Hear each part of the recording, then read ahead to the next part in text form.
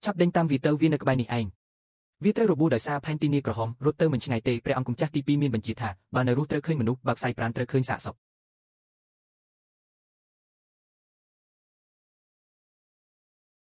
Pu asaf niệt.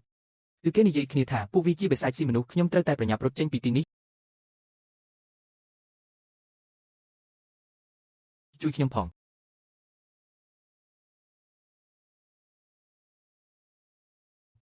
Sai kẹp nàyរបស់គេមើលទៅគួរឲ្យខ្លាចដូចជាខ្ញុំកំពុងត្រូវគេធ្វើទារុណកម្មយ៉ាងទម្ងន់អញ្ចឹងឬមួយក៏គេជាមនុស្សកំសត់ម្នាក់ដែលសំបីតែក្នុងត្រកូលខ្លួនឯងក៏មិនស្វាគមន៍ដែរ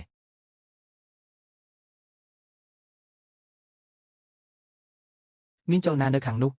ទៅមើលនៅច្រកភ្នំដបរលឹង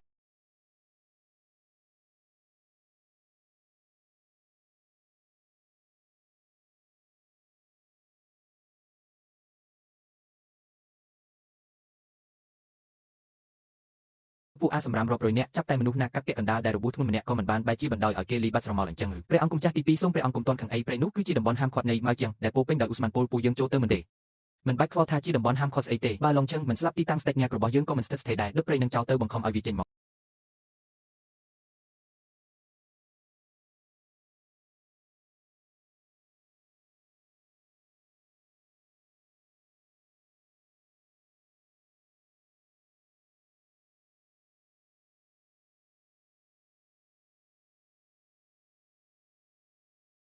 ពួកម៉ៅជាងត្រូវតែស្លាប់ទាំងអស់លេងខ្ញុំទៅគឺខ្ញុំជាអ្នកជួយសង្គ្រោះលោកណាពួកអាសម្រាមម៉ៅជាងដូចជាពួកឯងក៏ចេះនិយាយរឿងជួយមនុស្សដែរមែនទេពួកឯងសាកសំធ្វើជាចំណីរបស់ស្ដេចអង្គនេះតែប៉ុណ្ណោះឆែកមើលឲ្យមកចត់កន្លែងដែលស្នាមជាងនេះគឺនៅក្បែររូងភ្នំនេះឯងច្បាស់ជាមានមនុស្សនៅខាងក្នុង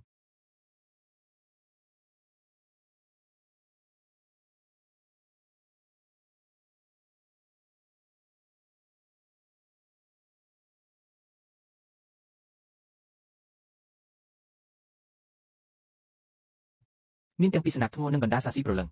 មិនចម្លែកទេដែលឯងខ្លាចជាពាក់កណ្ដាលមនុស្សពាក់កណ្ដាលនេះបែបនេះដែលគូត្រូវពិតជាសាហាវណាស់ថ្ងៃនេះពឹងលើអ្នកហើយយំគូ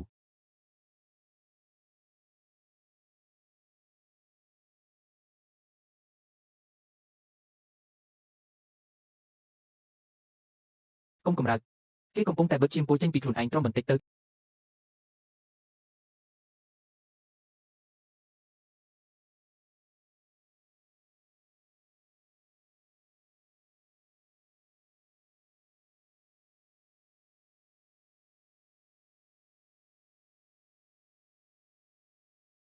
ទៅត្រជាក់ណាស់ត្រជាក់ខ្លាំងណាស់ត្រជាក់ខ្លាំងណាស់ជាត្រជាក់នៃស្មៅទឹកកកខ្លាំងពេកហើយវាកំពុងតែដាស់ជាតិពុលត្រជាក់ក្នុងខ្លួនគេបើនៅតែបែបនេះគេនឹងត្រូវកកស្លាប់មិនខាន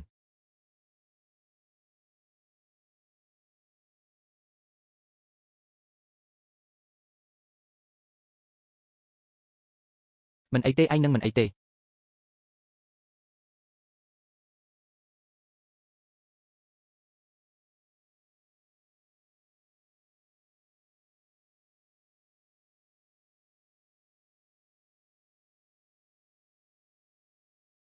ជប់ភ្លាម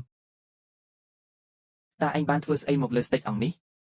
គឺខ្ញុំកំពុងជួយលោកទេបើគុំតែខ្ញុំជួយកុំអីលោកខ្លាចជាទឹកកកបាត់ទៅហើយពួកម៉ៅជាងនិងពួកនាគមិនដែលចោះសម្រុងគ្នានោះទេលោកនិយាយល្អបែបនេះតើមានគោលបំណងអ្វីឲ្យប្រាកដ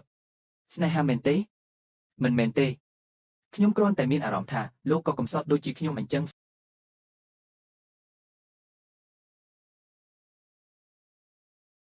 សំបីតែជ្រុលងវាសនាក៏មិនអាចមើលថែបានល្អដែរមនុស្សសម្រាមដូចជាយើងរស់នៅតែមានន័យអីវាពិតជាខ្ជះខ្ជាយអាហារណាស់យើងគឺជាម្ចាស់នៃត្រៃភពតែស្រមោចដូចជាអ្នកអាចមកប៉ះពាល់បានដោយរបៀបណាចាំពេលដែលយើងទទួលបាននៅមហិទ្ធិឫទ្ធិមកវិញយើងនឹងប្រទានឲ្យអ្នកនៅភាពមានបានប៉ុន្តែអ្នកត្រូវតែចាក់ចេញពីកន្លែងចង្រៃនេះទៅ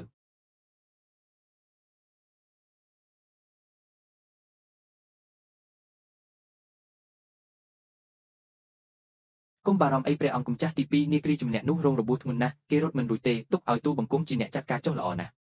ឲ្យតែអ្នកជួយយើងសម្រាប់នាគ្រីជំនះនោះបានរត់តាមសម្បត្តិក្នុងឃ្លាំងត្រកូលនាគអ្នកអាចរើសយកតាមចិត្ត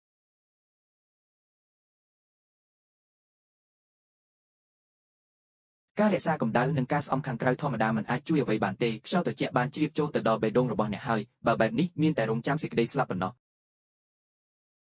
នៅមានវិធីម្យ៉ាងទៀតគឺប្រើឆ្អឹងកំណើត Ben Menkel របស់ខ្ញុំបញ្ចូលទៅក្នុងបេះដូងរបស់អ្នកដើម្បីបង្ក្រាបជាតិពីសត្វជាក់ដោយបង្ខំប៉ុន្តែសត្វល្អិតបុរាណនេះវាភ្ជាប់ទៅនឹងជីវិតរបស់ខ្ញុំបើប្រាជ័យខ្ញុំក៏ត្រូវស្លាប់ដែរ តើអ្នកឈួតហើយមែនទេប្រើឈាមជាការភ្ជាប់រួមរស់ស្លាប់ជាមួយគ្នាជើងទាំងពីររបស់ខ្ញុំជាសះស្បើយហើយតើមានរឿងអ្វីកើតឡើងហេតុអ្វីបានជាបរាជ័យ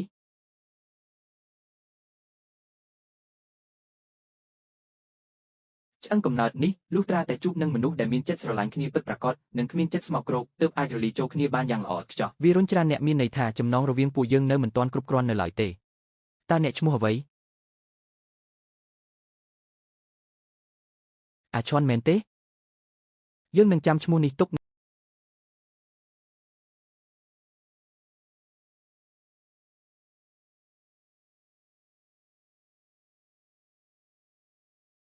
អ្នកនៅខាងក្នុងស្ដាប់ឲ្យច្បាស់ចូលប្រកូលនាគរីជ្មុកបើមិនដូច្នោះទេយើងនឹងកិនសាកសពួកអ្នកឲ្យម៉ត់ជាម៉ឺនបំណែក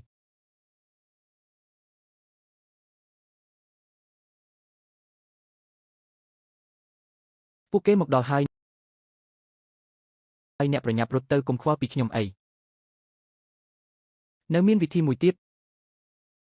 នៅតំបន់មាវជាងមានក្បួនអាថ៌កំបាំងមួយហៅថាការរួមរស់ទ្វេគ្រោះឲ្យតែរូបកាយនិងវិញ្ញាណរបស់យើងបញ្ចូលគ្នាទាំងស្រុងនោះវានឹងអាចដាស់ប្រភពធម្មពលត្រកូលនាគរបស់អ្នកភ្លាមចំណងត្រូវបានបង្កើតឡើងហើយអារ៉ានឥឡូវនេះអ្នកគឺជាមនុស្សស្រីរបស់ខ្ញុំទាំងស្រុងហើយអាហាតើអ្នកយ៉ាងម៉េចហើយដំណើរការសម្របសម្រួលធម្មពលស្ថានភាពបច្ចុប្បន្ននៅមិនទាន់ស្ថិតស្ថេរនៅឡើយទេអឺឡានខ្ញុំដឹងថាអ្នកនៅខាងក្នុងខ្ញុំឲ្យពេលអ្នករាប់ដល់10បើមិនប្រកូលទីក្រុងនាគមកទេក្នុង1នាទីខ្ញុំនឹងសម្លាប់មិត្តភក្តិរបស់អ្នកម្នាក់អាហា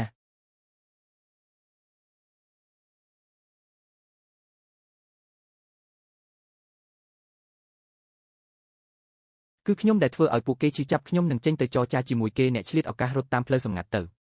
បិទមាត់ទៅយើងធ្លាប់ប្រាប់ហើយថានឹងនាំអ្នកចាក់ចេញទៅជាមួយគ្នាក៏ដើម្បីវាយសម្រុកចេញទៅជាមួយគ្នាកម្លាំងរបស់អ្នកឥឡូវនេះមិនអាចយកឈ្នះមហាបូជាចារបានទេចេញទៅគឺស្មើនឹងសម្លាប់ខ្លួនឯងពួកគេនឹងមិនព្រមលែងពួកយើងឡើយ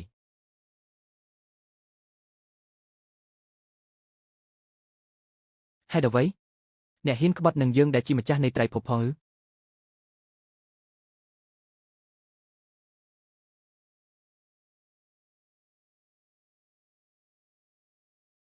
គួរឲ្យចង់សាច់ណាស់តើអ្នកស្មានថាខ្ញុំពិតជាស្រឡាញ់បិសាចដូចជាអ្នកមែនទេតែខ្ញុំជួយអ្នកគឺគ្រាន់តែដើម្បីបោកយកទំនុកចិត្តដើម្បីបានរតនសម្បត្តិដ៏មានតម្លៃបំផុតរបស់ត្រកូលនាគតែប៉ុណ្ណោះអ្នកកុហករឿងឆ្អឹងកំណើត Ben Mengel អំបញ្ញមិញឆ្អឹងកំណើតនោះគ្រាន់តែជាល្បិចដើម្បីទាញយកសរសៃឈាមនាគរបស់អ្នកចេញមកតែប៉ុណ្ណោះឥឡូវនេះប្រភពធម្មពលរបស់អ្នកបានលេចចេញមកហើយអាហា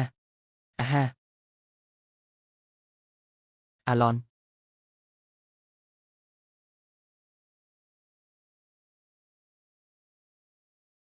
អ្នកពិតជាសាហាវយង់ក្នុងណាស់